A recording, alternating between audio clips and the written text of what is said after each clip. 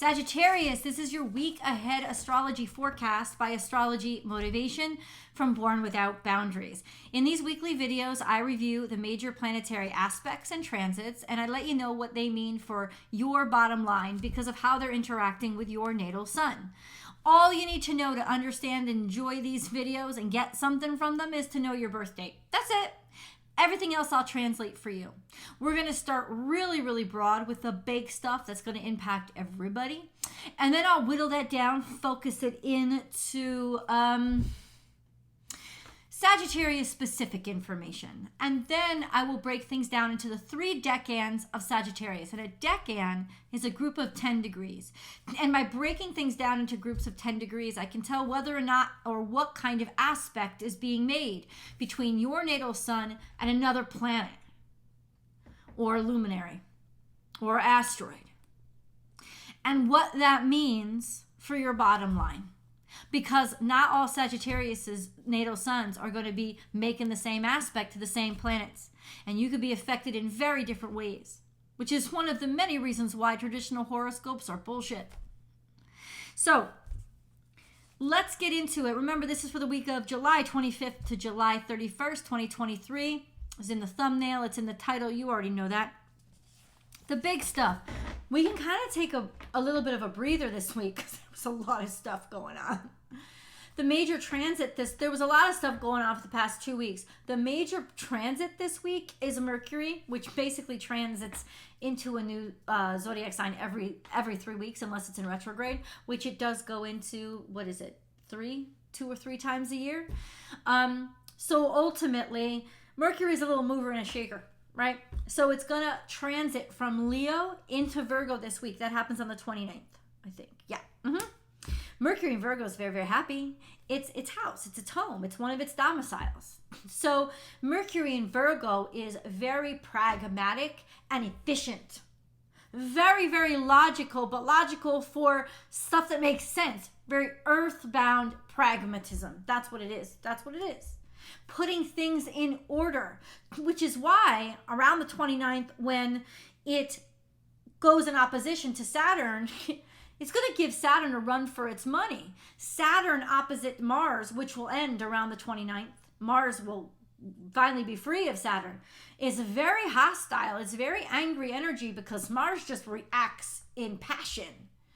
But Mercury, not so much, dude. Mercury reacts in, wait, why are you restricting me? Do these restrictions even make sense? Make it make sense for me. Map it out. Draw me an outline.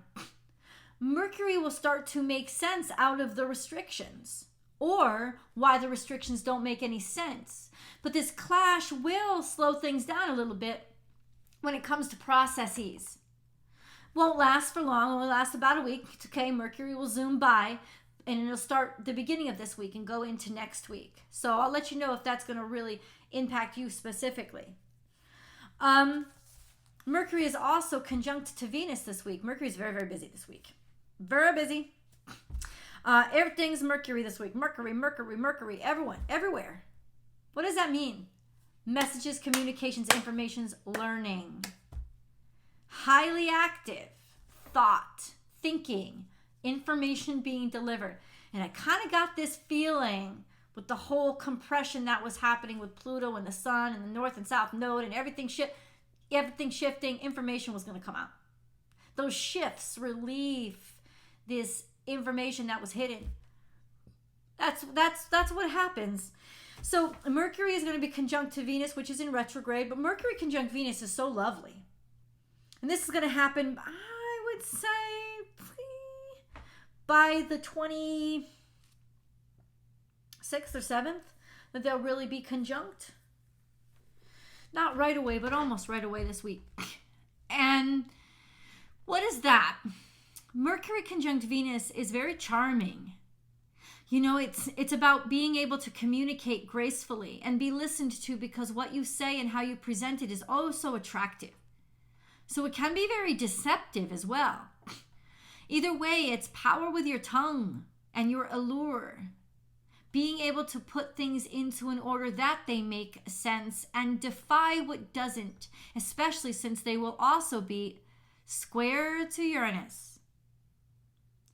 And when Mercury is square to Uranus, things don't make sense. And systems, especially technology systems, break down.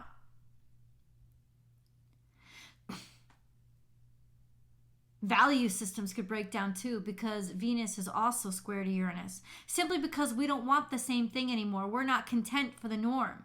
And we're not content to be held prisoner anymore. We want our individuality and we want our independence. Venus square to Uranus could also cause a lot of trouble. Very mischievous energy with Mercury square Uranus and Venus square Uranus. Venus conjunct Mercury. Very mischievous, very tempting energy that makes us at odds with anything normal or usual or predictable. And I think that intensifies Mercury by the time that it is in opposition to Saturn, because it's going to be sassy. With all these Uranian ideas that have been put in its head. And I like it. I think it's interesting. The sun, two things end that have been causing us a lot of tension. And that was, we've already discussed one, Mars opposite Saturn ends finally at the end of this week, which really relieves us because we never feel more restricted when those two are just in opposition to each other, except for maybe Saturn opposite Jupiter. It doesn't like that feeling of restriction. And finally, Mars has gone past it, and Saturn has actually retrograded another degree backward, retrograded in Pisces. So finally, we're out of the woods with that one. And also, the sun opposite Pluto is done. So all these changes aren't feeling as heavy, like they have as high gravity in them. Did you see the blink in the light? I think that's just because of a wire that isn't right. I'll check on it.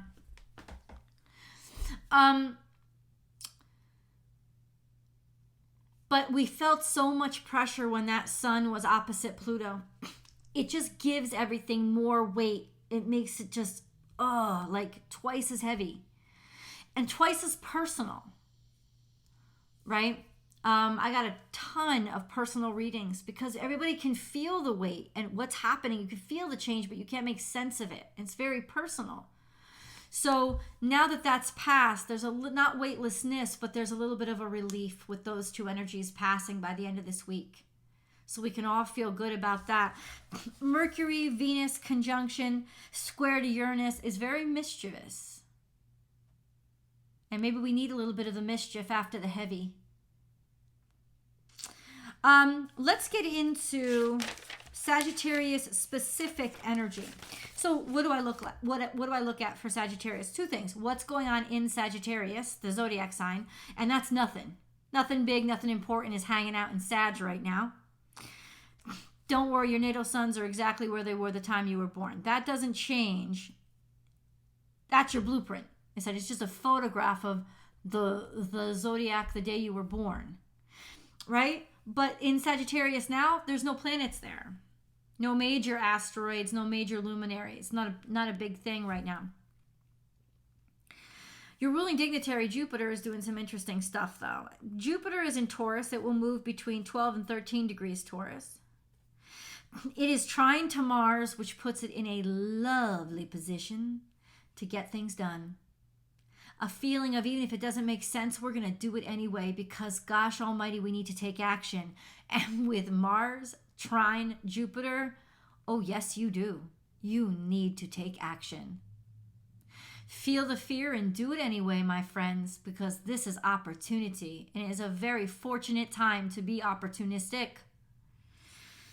But it is also semi-square to Neptune, which means we just might be crazy enough to take those chances that don't make sense in order to finally get things done, because everything that makes sense right now is restrictive and antiquated. Let's get into Sagittarius decans, shall we? If you know your natal sun is between 0 and 9 degrees Sagittarius, you are a Sag 1 because your natal suns are somewhere in the first decan of Sagittarius. Okay. How does that correlate to birth dates? These are November Sagittarians, essentially. November 22nd through, say, the 1st of December would be Sagittarius 1. Your natal suns are square to Mars. So watch out for the pop-offishness and a little bit of extra anger and tension when it comes to, I just want to go for something and get things done. But you could be more prone to hurt yourself this week, so pay attention. And try to do anything you can to not be pop-offish, whether that's breathing exercises, taking baths, grounding yourself, or just counting to 10 before you jump to conclusions. Could just be a little quicker to anger this week. Now, since Mars is in Virgo, it might be procedure or work that's ticking you off. Just an FYI. We have also a trine to the sun, which means there's a lot of confidence here. There's a lot of confidence, there's a lot of courage, there's a lot of harmony with your sense of self, and this square to Mars could give you an extra cockiness that makes you take chances you wouldn't normally take. There's a long-term sextile to Pluto, which means there's opportunity for change throughout these next couple of years for you guys. A sense of real growth and prosperity through growth in your life. And also a long-term square to Saturn that will be a reality for the next year, which means, yes, you will be coming into conflict with a lot of superiors, rules, laws, and authority simply because the standard doesn't make sense to you anymore.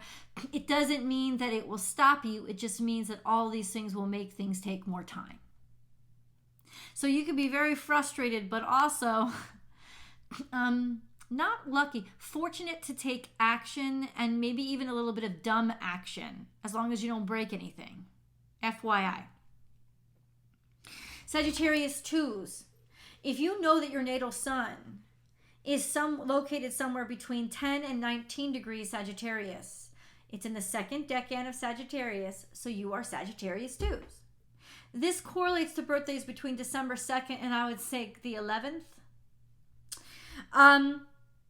You are Sagittarius 2s. Your natal suns are in a long-term semi-square to Pluto. Feeling heavy. Feeling intensity that you normally don't feel. But it's also a sense of empowerment in some ways because you have a gravity that will intimidate people, but not necessarily put them off. You have a long-term trine to Chiron, which means you are healing old wounds and challenges by learning from them.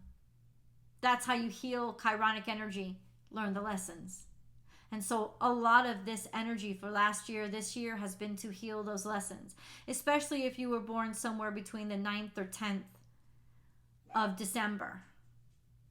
You also have a quincunx to Jupiter right now, which can make you feel a little bit ahead of yourself and agitated under the skin, like ready to jump out. I want to do this. I want to get it done now. So slow in your roll could be a little bit of a problem for the next couple of weeks. By the 27th, there is a square to Mars that's also happening. By the 27th. Not until the 27th, but by the 27th. So that could also make you quite pop-offish. Sorry about my dog, guys. Quite pop-offish and quick to anger. This could get you a little hot around the collar, especially with the quincunx to Jupiter. There's also a semi-square to the south node. So there is a bit of stubbornness when it comes to not wanting to leave your comfort zone. And that could be where the frustration is starting to build. Sagittarius 3s. If you know that your natal sun is between 20 and 29 degrees Sagittarius, you are Sagittarius 3s. This correlates to birthdays between the 12th to the 13th up through the 22nd of December. Definitely cap cusps. So that would be the 21st, 22nd, maybe the 23rd, depending if that was still you Sagittarius at the time when you were born. Your natal suns are in a long-term square to Neptune, which could just be brain fog or being more tired than usual or being definitely more creative. Finding creative outlets for your dreams and distractions are very important because that could make them significant and actually very valuable. Sextile to the south node and trine to the north node, you are ready to move forward. and reconfiguring and calibrating how much you honor and respect partnership to give you a sense of harmony with your sense of individuality. Since the South Node is in Libra, the house of partnership, and the North Node is in Aries, the house of individuality. Your natal suns this week are trine to Venus and trine to Mercury. This is very attractive energy, beautiful energy. This is the I get what I want kind of energy. You will do so well on interviews, on tests. Your charisma will come through. People will like even just the way you look and talk and speak and present yourself. This is definitely the time for you to communicate, Sag 3s, what you're all about. You know, go out for that audition, go out for that application, go out for that test, speak, present. Like if you've wanted to try an open mic night, go do it now, because there's a sense of kind of attractiveness and appeal just in how you sound and how you state things and put things, a fluency and a grace when it comes to any kind of communications or even learning. This could even be some good news financially. A quincunx to the sun might make you a little bit of frustrated, agitated. People aren't seeing me, but they are. They are. There's just a little agitation of needing to be seen, and you will be with that trine to Venus, trine to Mercury. This is a great time to do your hair. This is a great time to send an important email. This is a great time to reconfigure the aesthetics of your home. It really is. And then we have a quincunx to Uranus, which means curveballs all the way. I think you're going to be surprised with who notices you and who likes you this week. Just an FYI. You let me know in the comments below how all this energy is impacting all you guys. And please do remember to subscribe to Astrology Motivation to help this channel grow. Now come on over to Born Without Boundaries Tarot for your week ahead tarot card reading, Sagittarius. I love you guys, and I'll talk to you next week. Bye.